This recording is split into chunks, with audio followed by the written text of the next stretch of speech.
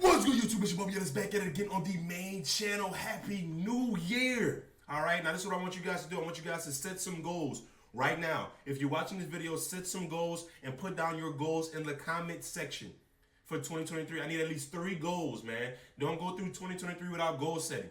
Make sure you have some things that you want to accomplish and check off a list so you can feel good about yourself. Alright? Make sure you set some goals so you can feel good about yourself and check things off a list, man. There's no better feeling than checking things off a list and looking back and be like, yes, I accomplished this, this, and this, and this in 2023.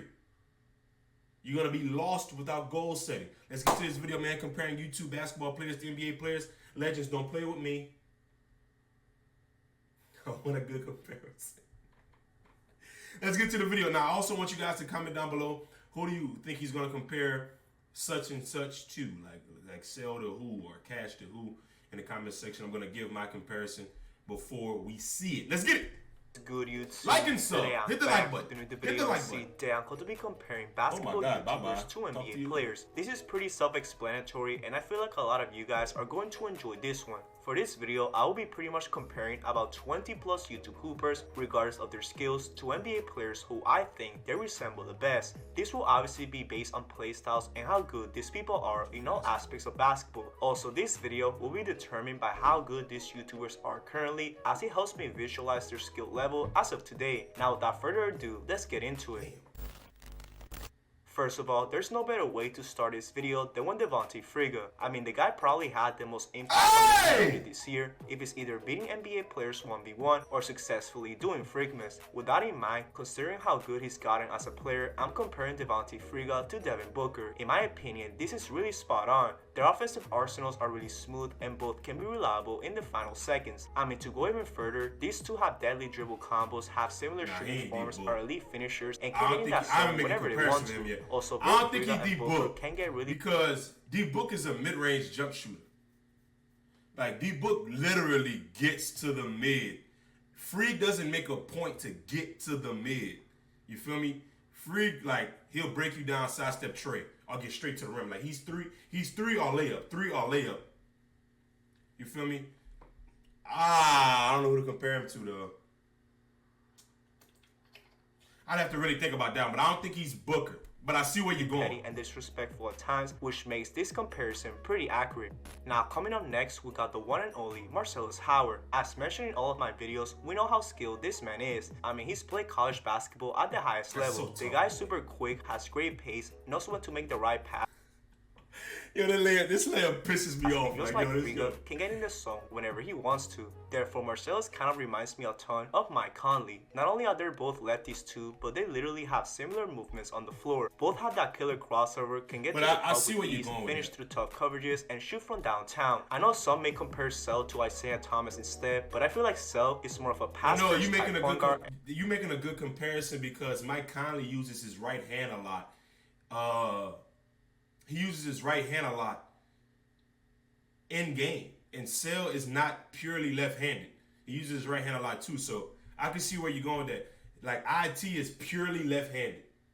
So I definitely see where you're going with that, Legends. I don't know if you caught on to Mike Conley doing a lot of right-hand floaters or right-hand spin float, you know what I'm saying? But, yeah. And not as ball dominant. Also, Sell has more similar defensive tactics to a guy like Conley. So yeah, pretty reasonable comparison in my opinion. Next up, we got Cash Nasty. Even though this year hasn't been quite the best for him. We all know who Cash is. Pat Bev. Like, there's no other person. He's still a decent basketball player. We know that he's a defensive first type player that takes pride in hustling. He doesn't focus on doing the fancy stuff and instead likes to do the little things. He likes to get in his opponent's head early and do whatever it takes to win. Also, when he has the proper form, he could hit that top of the key 3-pointer or even a wing 3-pointer at times. With that in mind, there's no better comparison for Cash than Patrick Beverly. I know Cash may be tired of this comparison, but year after year, it keeps being more and more accurate. I mean, both are literally pesky defenders and share the same goal of testing the opponent's mental side of things. Both are obviously not the most talented as well and could have disappointing moments like Cash did in the HOH tournament and Beverly with the Lakers so far. However, when they're both focused and know what they're doing, they can hit the occasional 3 as well and, you know, getting altercations if they need to.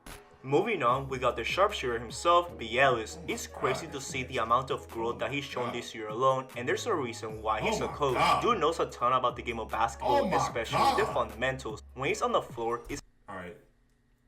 I just don't want to be Jalen Brunson. Respectfully, I love Jalen Brunson's game. He's a bucket. I just don't want to be Jalen Brunson, bro. Don't, like, come on. He's an incredible shot maker and can hit some crazy contested shots. Not only that, but he can read the opponents well on defense and facilitate. With that in mind, I'm comparing B. Ellis to Brandon Jennings. I'm trying to think of prime BJ. If you're an OG NBA fan, oh Lord, you know how good Jennings was before injuries. Back when he was in Milwaukee, he still literally play like B. Ellis does right now. Insane shot making, have similar moves in their arsenal. Oh my God, Jesus! And are just exciting to watch. They both really know how to break. Oh, I take the BJ comparison. I was kind of expecting Trae Young, but I take the BJ comparison for sure. Ankles too, and it's just crazy to see how similar these two are. Up next, we got FTC, aka. But I'm definitely gonna clickbait you, legends. You know what I do. Flight reacts. Obviously, we know Flight is not the most talented hooper at all. In fact, he's probably at the bottom when it comes to basketball. Year after year, Flight just somehow becomes worse and worse as a basketball player. He's still taking horrible shots, airballing about 3 times a game, missing layups, and getting cooked on defense. Oh, I didn't know he got dunked. In mind, my comparison for Fly is the one and only Marcellus Howard. Now, if you're watching Fly, you probably don't even know who this guy is, and you probably call him a nobody right now, but he really does play like you. Huertas has really bad shot selection like Fly, can sometimes do smart plays, and also does this dumb football move on defense. Honestly, I really can't believe I found someone doing this in the league.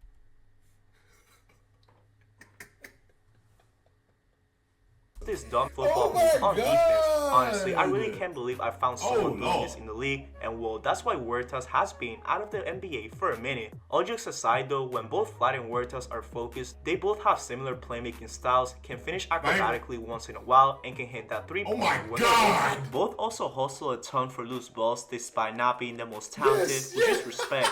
Overall, this is just too good of a comparison to not mention oh my goodness, nah, he's in his bag. Which is respect. Overall, this is just too good of a comparison to not mention in this video.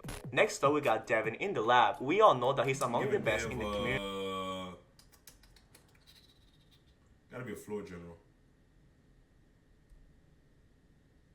JKidz, as he personally made the top 2 in my top 50 YouTube basketball list. I mean, the guy's a professional trainer and just knows how to play the right way. Dude has one of the best hesitation moves that I've ever seen and one of the most consistent jumpers in the community. Also, he's a great passer and very unselfish. Look at that, that's JKidz like. One of the most consistent jumpers in the community. Also, he's a great. Cats don't know about Prime JKidz, bro.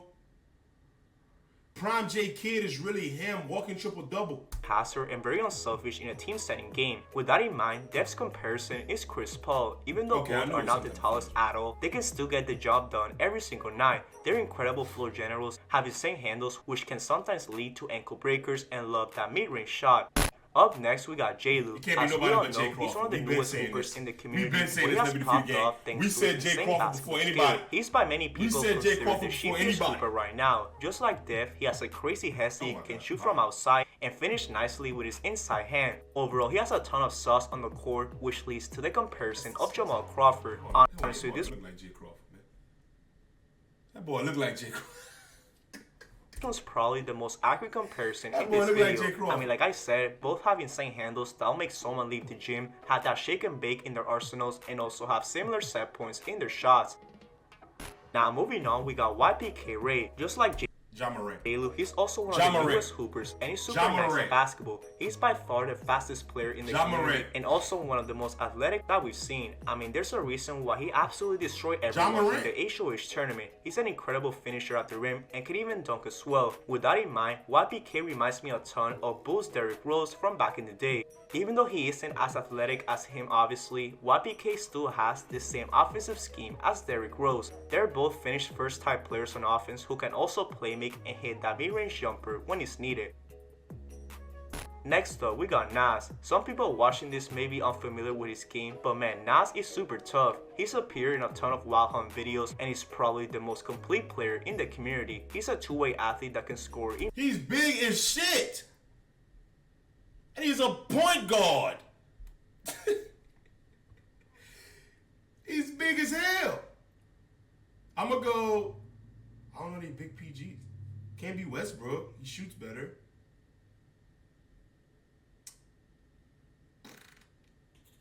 I don't know. I don't know. In many ways, he doesn't rush his moves at all and knows where to be at all times. With that in mind, my comparison for Nas is no other than Anthony Edwards. This shouldn't be a surprise to anyone, as Edwards is also a super big guard. Him and Nas pretty much have similar offensive styles and are super athletic. They can really put on a show at any time, and I would love a collaboration one day between these two. Now moving on, we got Slim. Of course, he's mostly known for being an athletic freak who can pull off some wild dunks and put on a show for the crowd. However, he's not just a dunker. He also can shoot pretty well from downtown and can block shots with his high jumps. With that in mind, my comparison for Slim is Kelly Oubre. Not only do these two kind of look alike, but both are super athletic. They have similar dunking mechanics and love those tomahawk dunks to be exact. This is also spot on due to the fact that they can both heat up from 3 whenever they want to. We've seen This is also spot on due to the fact that they can both heat up from 3 whenever they want to. That's tough. We've seen Oubre have these random nights of knocking down 5+ threes, which Slim could pull off occasionally. Next up, we got Ryan the Crash Dummy. Obviously, we know that Crash is mostly known for his defense. Due to his active hands and fast feet, he can make a lot of great contests and give you nightmares. However, he's also a pretty good shooter, especially from the top of the key. He can finish pretty well inside if that's not available, and likes to use his strength to his advantage. Therefore, I'm comparing Crash to Marcus Smart. I mean, they're both elite defenders that love to trash talk. Also, they can knock down threes consistently and help you win games. If Ryan just trained on a consistent basis, I really wonder how better he could be. Up next, we got the big hooligan, Chris White. Now, Chris is also someone that improved tremendously from the first time that we've seen him. I mean, back then, he was mainly just a post scorer that will give you some energy. However, he's more than just that right now. Not only can he move faster on the court, but he can also shoot and handle the ball like a guard. That right there helps him to facilitate as a point center, which leads me to the comparison of DeMarcus Cousins. Obviously, we know Boogie has sadly fallen off recently due to injuries, but back then, he really had that hooligan vibe that Chris White has. He could shoot, get physical in the post, and handle the ball when needed. You really cannot convince me otherwise that these two do not play alike, and I'm happy to see the progress from Chris White. Next up, we got Emili. Of course, he's one of the craftiest guards in the community. He can hit really tough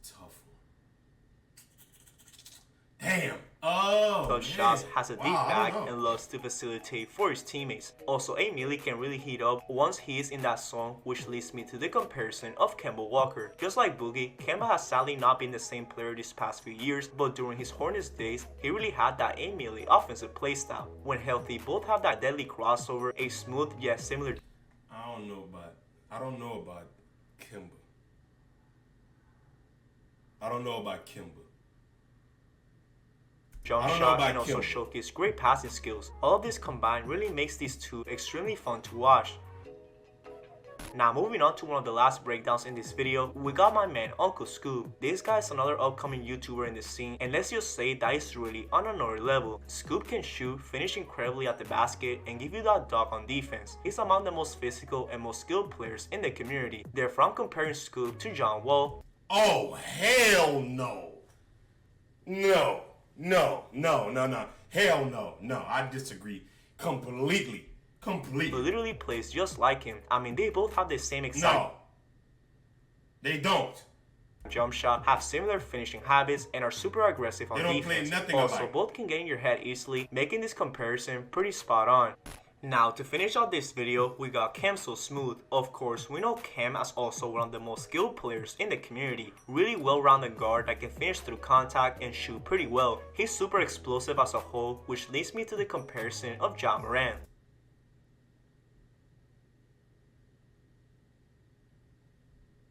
Like I said, Cam is an athletic talent just like Ja. Also, both are streaky shooters that could create for others. Overall, it's crazy how much the future holds.